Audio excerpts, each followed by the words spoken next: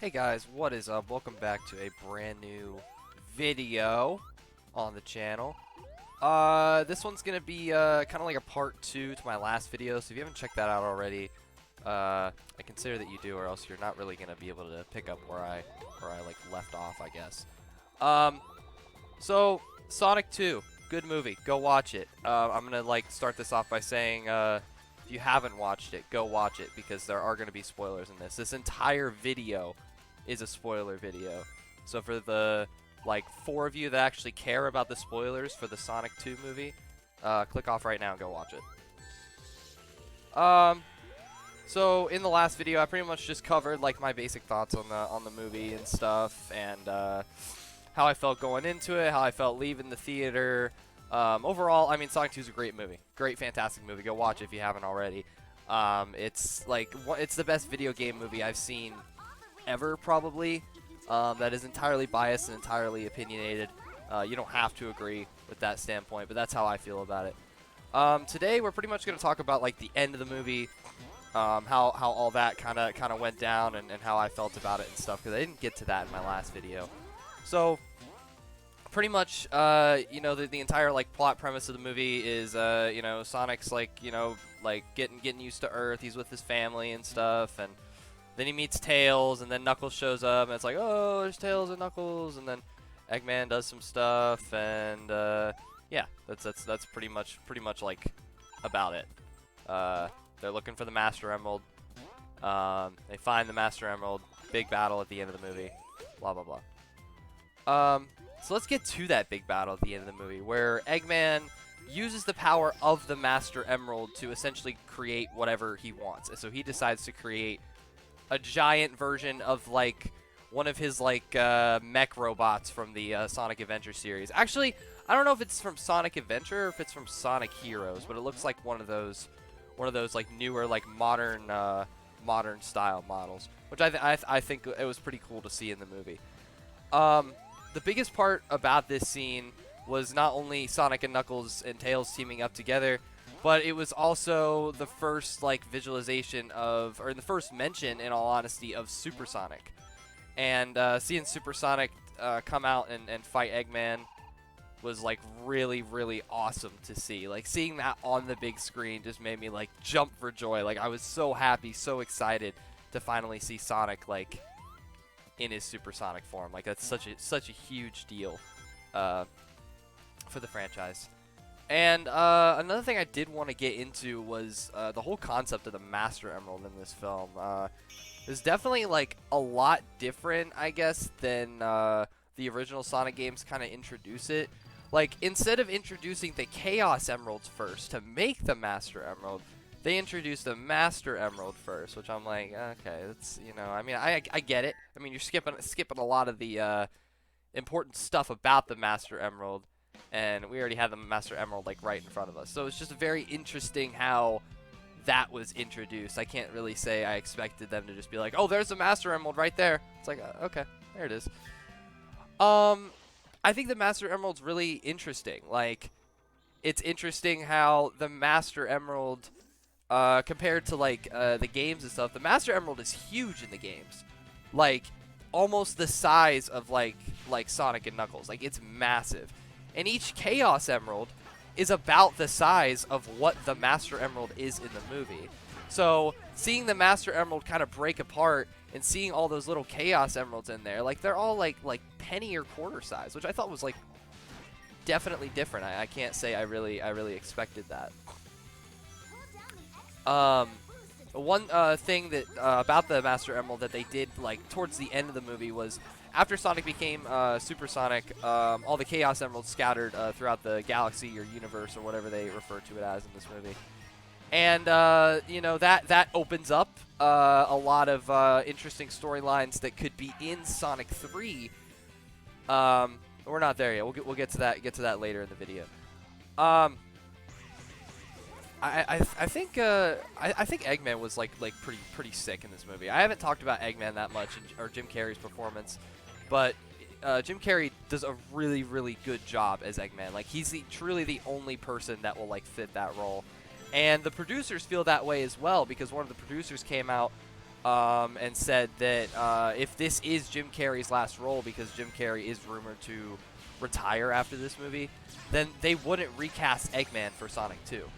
And with the way that Sonic 2 ended with the end credit scene, this is a huge, huge, huge spoiler here, probably the biggest spoiler of all. So if you don't want to know what happens in the end credit scene of this movie, click off right now. Like, just straight up, just leave. Just leave, because I'm going to get into it.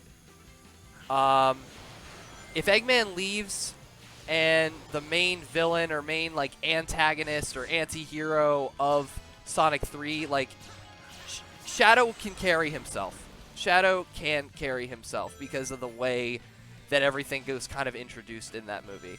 One of the things I haven't touched up on was the introduction of Gun, which is, if you guys have played Sonic Adventure 2, that's like the military industrial complex thing that's like in Sonic, like the Sonic world. The big truck you get chased by in City Escape, that's a gun truck. And Gun, I think, has more to do with Shadow than Eggman really does. Eggman really doesn't have a lot to do with Shadow. So with Shadow being introduced in the end credit, I guess it opens up the opportunity for in Sonic 3 to, like, not have Eggman and still make it work. That's definitely possible. But yeah, Jim Carrey, just marvelous in this movie. Like, he's funny. He's got a couple of, like, one-liners that are really good. There was one moment in the movie where he's, like, with Knuckles, and I don't know if it's towards the beginning of the movie where he's like just meeting up with Knuckles, or like kind of towards the midway point. But he starts flossing, like you know like the Fortnite, like the floss dance, the floss backpack kid. That was a thing like 2 years ago. Yeah, Jim Carrey does that, and that's the only thing where I was like about. But I think if this is his last movie, he did a really, really good job with what was presented to him. And if he does come back for Sonic 3, it would make more sense in the plot, but with the way they have everything set up with Shadow and Gun and stuff, it still will work without Eggman.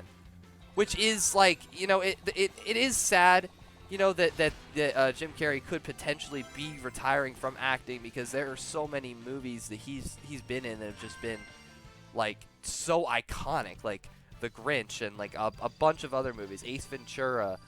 Like, he is such an iconic actor and does so well in these absolutely ridiculous roles. It's going to be impossible to recast Eggman, so I'm glad they made the decision to not do that. And, like,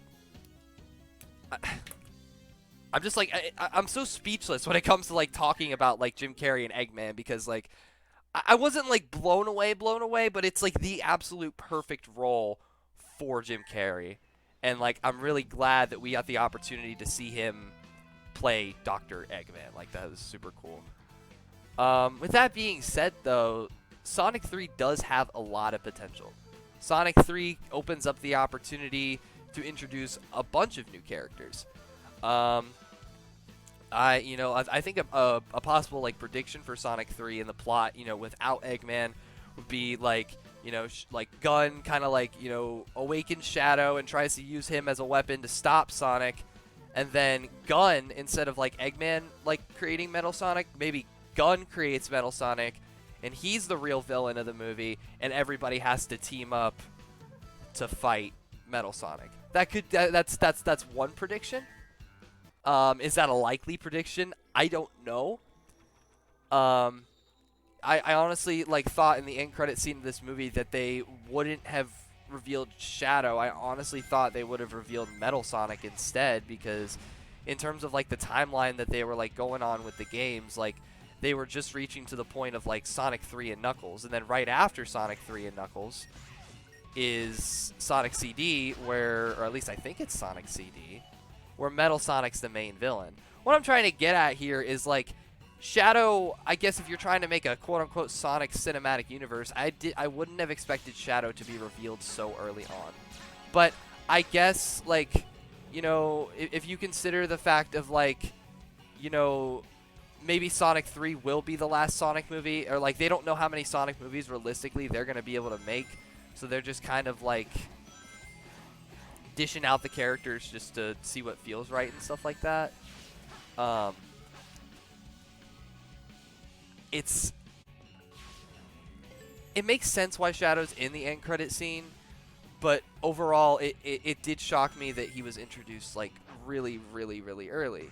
Like I overall did not expect that. I don't think a lot of people expected that. I think that was why it was such like a big spoiler, like a big deal when it was happening, because nobody really expected that, or at least I sure did. I sure did not expect Shadow to be revealed. But with that being said, I mean, Sonic 2 is good, dude. Like, Sonic 2 is so good. I can't say that enough. I am extremely biased in saying that. You are allowed to disagree with me because, I mean, like, overall, in terms of movies, is this, like, the greatest movie of all time? Probably not, but did I have a lot of fun watching it? And should, like, everybody else go watch it? Absolutely. Even if you don't like Sonic, I mean, I think this is, like, just a fun, like, refreshing movie. Like, it's very, very fun to watch and go see, and it's one of the few movies that I actually consider picking up on Blu-ray and getting like the Blu-ray DVD combo back that like nobody gets unless you're freaking 45. You know, I'm considering doing that because like this movie like is something that I would want to watch like several times over. Like it's just such a fun movie to me.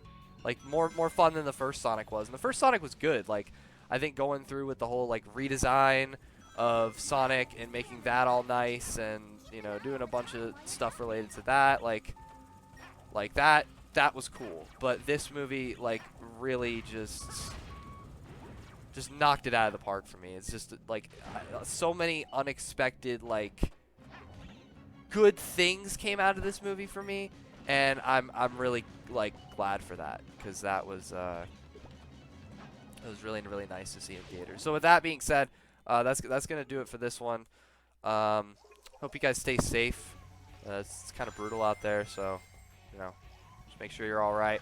If you got hands, use them. Comment, like the video if you liked it. If you didn't, cool. Just let me know in the comments that you didn't like it. It's gonna help out the channel anyway. So, yeah, thanks for watching. I'll catch you guys in the next one. Yeet Loops out. I'm leaving. I'm gonna end the video very soon. Goodbye. Okay, I don't understand why you're still watching the video. Like, I'm about to like stop recording.